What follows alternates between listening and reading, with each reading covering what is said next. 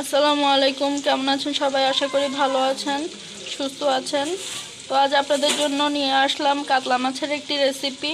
তো রেসিপিটির নাম হচ্ছে কাতলা কালিয়া। তো কাতলা মাছের কালিয়ার জন্য আমরা প্রথমে 5 পিস কাতলা মাছ নিয়েছি। এখন হালকা লবণ ও হলুদ দিয়ে আমরা এই মাছগুলোকে একটু ভেজে নেব। মাছের পিসগুলো আমরা সরিষার তেলে ভেজে নিয়েছি। এখন এই কালিয়া তৈরি করার জন্য আমাদের অন্য কি কি উপকরণ লাগবে চলুন আমরা দেখে নিই। এখানে আছে আদা বাটা, রসুন বাটা, মিষ্টি জিরা বাটা, এমনিতে যে নর্মাল জিরাটা খাই সেটা বাটা, বাদাম বাটা, কিশমিশ, টমেটো পিউরি, টক দই, আমাদের টক দই, সরিষার তেল, রাঁধুনি বাটা, এখানে আছে চিনি, অল্প একটু চিনি, হলুদের গুঁড়ো, মরিচের গুঁড়ো, লবণ, ধনে গুঁড়ো, আরও আছে পেঁয়াজ বাটা। আর এখানে বাকি গোটা মশলাগুলো আমাদের দারচিনি, লবঙ্গ, এলাচ, তেজপাতা, বেরেস্তা, পেঁয়াজ বেরেস্তা, আর সর্বশেষে আমাদের গরম মশলার গুঁড়ো। এবার আমরা চলুন কালিয়াটি রেডি করে ফেলি। চুলায় আমরা কড়াই বসিয়ে নিয়েছি। এবার আমরা তাতে দিয়ে দিব সরিষার তেল।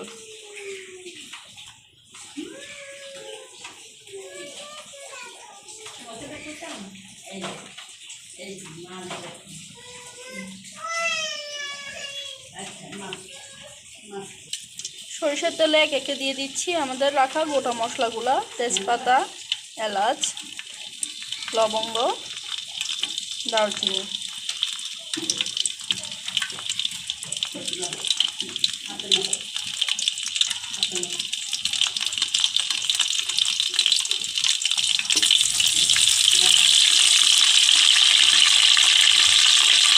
পেঁয়াজ বাটা দিয়ে দিলাম।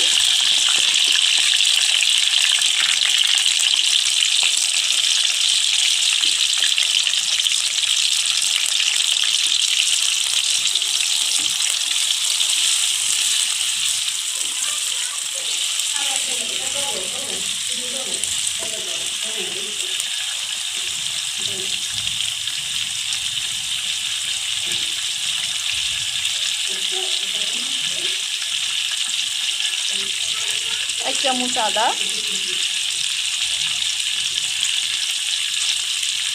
এক চামচ রসুন বাটা, মিষ্টি জিরা বাটা,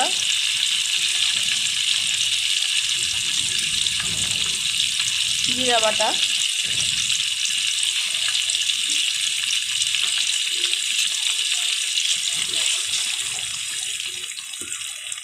মশলাগুলো দেওয়া হয়ে গিয়েছে। এবার আমরা একটু ভেজে নেব। মশলাগুলো তেলে একটু ভালোভাবে কষিয়ে নিতে হবে, কারণ এগুলোতে যে কাঁচা গন্ধ থাকে সেটা যদি পরবর্তীতে রয়ে যায় তাহলে খেতে ভালো লাগবে না। তাই আগে একটু ভেজে নিলে কাঁচা গন্ধটা চলে যাবে। এরপর দিয়ে দিচ্ছি পানি। আমাদের যে মশলার পানিটা রয়ে গেছে ওটা দিয়ে দিচ্ছি একটু।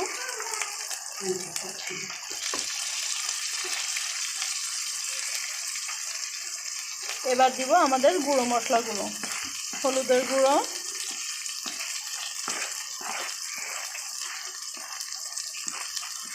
মরিচের গুঁড়ো, ধনিয়া গুঁড়ো, পরিমাণ মতো লবণ। যেহেতু আগে আমরা একটু লবণ দিয়েছি মাছ ভাজার সময়, তাই লবণটা একটু ভালোভাবে দেখে দিতে হবে। যদি প্রয়োজন হয় তাহলে আবার দিব। দেখছেন যে মশলাটা সুন্দর কষানো হচ্ছে।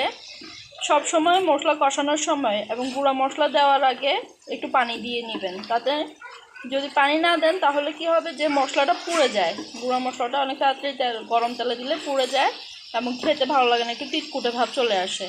তাই একটু পানি দিয়ে দিলে ভালো। এবার আমরা দিয়ে দিচ্ছি আমাদের টমেটো পিউরিটা।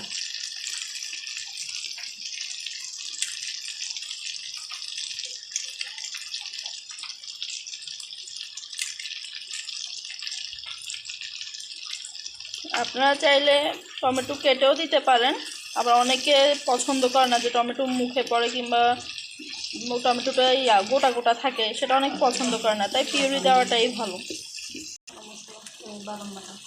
এবার আমরা দিয়ে দিব বাদাম বাটা।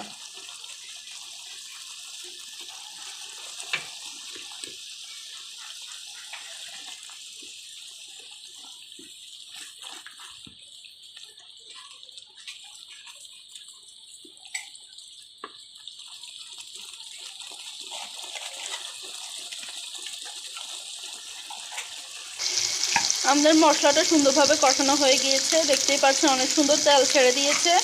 তেল ছেড়ে দিলে বুঝতে হবে যে মশলা ভালোভাবে কষানো হয়েছে। এবার আমরা তাতে দিব টক দই।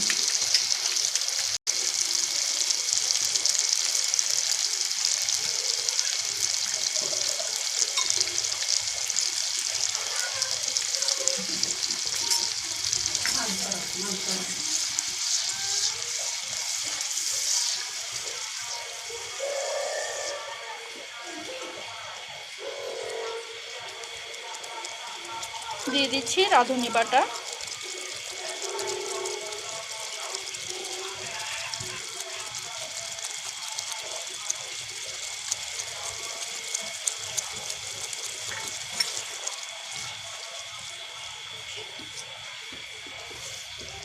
সব মশলা কষানো হয়ে গিয়েছে, এবার আমরা দিয়ে দিব একটু চিনি। আমরা হাফ টিস্পুন চিনি নিয়েছি।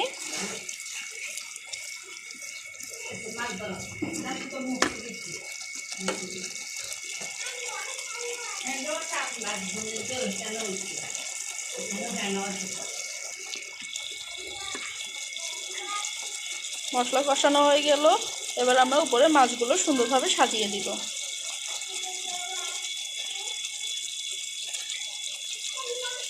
আমরা 5 পিস মাছ নিয়েছি। আপনারা যদি বেশি মাছ নেন তো মশলার কোয়ান্টিটি ওই অনুযায়ী দিবেন, তাহলে পরিপূর্ণ স্বাদটা পাবেন।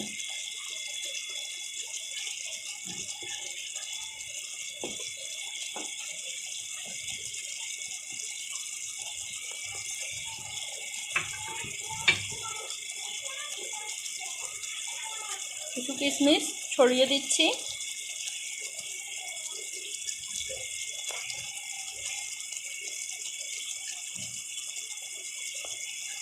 এবার আমরা কিছুক্ষণের জন্য ঢাকা দিয়ে দিব। মাছ ঢাকা দিয়ে কিছুক্ষণ কষিয়ে নিয়েছি, এবার আমরা ছড়িয়ে দিব গরম মশলার গুঁড়ো।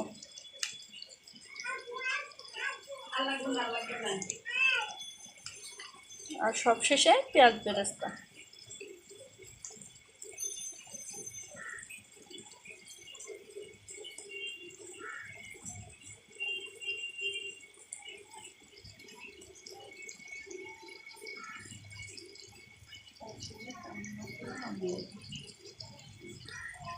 পেঁয়াজ বেরেস্তা ছড়িয়ে দিলাম। এবার 5 মিনিট রান্না করব, তারপরেই তৈরি হয়ে যাবে আমাদের কাতলা কালিয়া। তৈরি হয়ে গেল আমাদের সুস্বাদু কাতলা মাছের কালিয়া।